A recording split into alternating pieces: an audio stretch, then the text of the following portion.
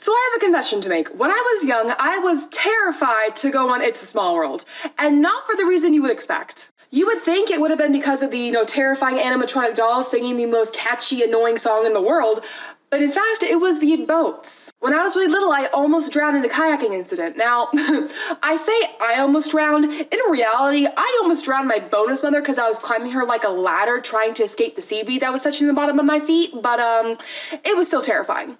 But this fear of boats persisted for a long time, and there was one day that my mom took me to Disneyland, and we probably waited an hour and a half in line to ride It's a Small World, and when I got to the front, I saw the boat and I said, nope, can't do it, nope. And my poor mom is trying to explain to me that the boat is on a track in water that's like this deep, I will be absolutely fine, but I am throwing a full-on tantrum saying, I am not going on that boat! So after waiting an hour and a half, we don't even get in the ride. We just leave the line, and my mom is low-key kind of fuming, and she decides to get a little bit of revenge. She tells me that the haunted mansion is Pooh's house, and don't I want to go ride through Pooh's house? And the only thing I really gathered from that experience was that, Pooh's private life is kind of messed up. So my mom taught preschool for about 10 years. She taught primarily 3-year-olds, and she was one of the most amazing teachers, one of the most kind, sweetest, just wonderful teachers you could have. But that didn't mean she couldn't sometimes get a little sassy.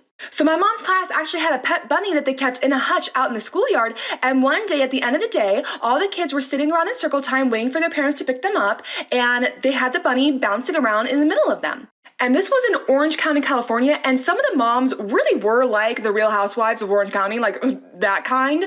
And one of the moms walks in during the circle time, looks down at the rabbit, looks to my mom and goes, "What is that?" And my mom looks her straight in the eyes and says, "It's an alligator." And yes, the mom asked for the manager and went to complain, and my mom got in a little bit of trouble, but she was such a beloved teacher that she basically just got a slap on the wrist and was told, don't be so sassy. And it's one of my favorite stories. So if I'm ever a little sassy, you know who I get it from. Thank you for the reminder, Mom. When I was a kid, my mom used to brew her own black coffee in batches and then keep it in the fridge, and she would use the most delicious creamer, so I was obsessed with her coffee. And of course, since I was a child, I was rarely ever allowed to even have a sip of her coffee because we knew what it would do to me. But there was one day, probably when I was about 9 or 10, where I was going to be home alone, and Mom had asked me to go ahead and, tidy up the house a bit for her, so I asked, hey, could I please have the last little bit of coffee that's in the fridge then? And she was like, yeah, sure. So she leaves her work, and I use her creamer to make a delicious coffee, and I guzzle it down. And then I proceed to clean the house from top to bottom, moving rugs and furniture and everything. I mean, I was on a roll. I was having a great time. Right up until I try to sit down and relax after cleaning all day and watch some cartoons, and I can't physically sit down. Did I mention that her coffee was like jet fuel? I ended up getting really scared that I couldn't sit down and calling Mom at work going, what's wrong with me? And Mom was like, never again. So if you guys think I have a lot of energy now, you should have seen me as a child. According to my parents, I was like a squirrel who got electrocuted after chugging 8 cups of coffee. Like I had that much energy running through my little body. Apparently the energy just radiated off of my little body so much that when I walked into a room, you could feel it. And if my parents couldn't send me outside to get rid of some of that energy, they would have me jump in place or run up and down the stairs.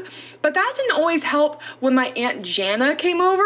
Now keep in mind, my Aunt Jana loved me, but she never wanted kids of her own, and she really wasn't sure how to handle that kind of energy. So whenever she would stay the night over at my parents' place in the guest room, she would draw a line at the door and tell me I could not come over that line. This was her safe space. This is where the energy needed to be kept low. But of course, I loved her so much and I wanted to have fun and play with her that I would stand at the threshold of her door just staring at her and vibrating with energy.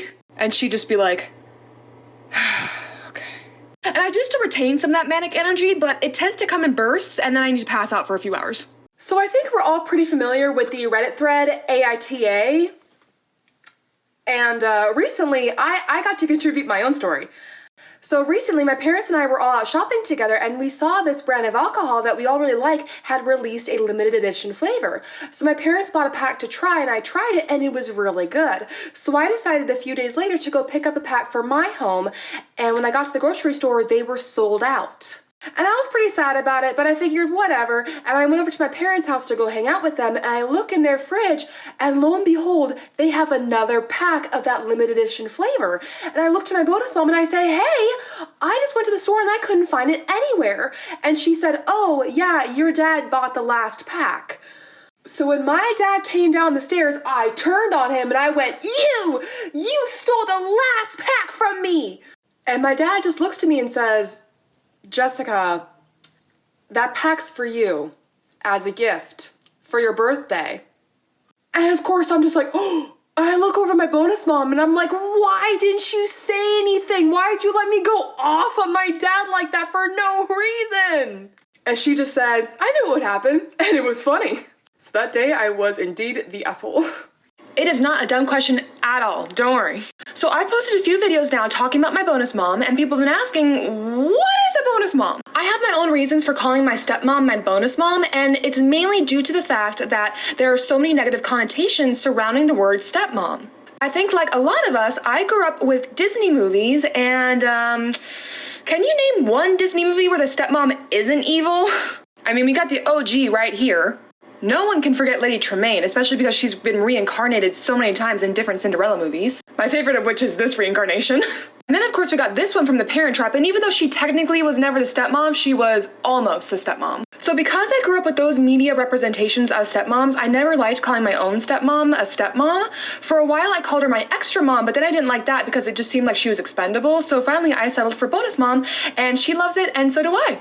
Okay, not only do I love that, but it reminds me that my bonus mom has this cute little thing where she says that every 10 years, her contract of marriage with my dad is up for renewal. So he needs to be on his best behavior. And I remember when I was about 14, this contract was up for renewal, and they were in the car talking about it, kind of laughing about it. I was in the back seat, and I said, well, you know, you didn't just marry my dad, but you got me too, and we're a package deal. And my dad was just like, yeah, we're a package deal. And now that I'm almost 24, that contract is back up for renewal. And my dad said something like, oh, well, remember what Jessica said, we're a package deal.